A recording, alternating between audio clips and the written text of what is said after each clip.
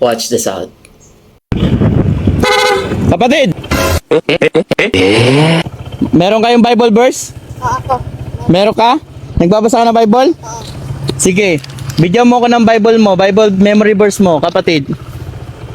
Proverbs 3:5-6. Trust in the nagbabasa Lord to. with all your heart and lean not on your own understanding.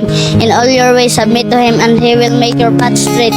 Power. Matthew 5:16. In the same way let your light shine before men that they may see your good works and glorify your Father in heaven. Wow, grabe power. John 3:16. Uy.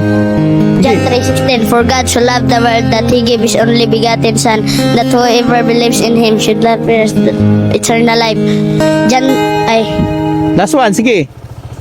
1 John 4:8. God is love. Wow, grabe. How about you? Do you have a Bible verse? If you have, just write it down to the comment section. Follow and share.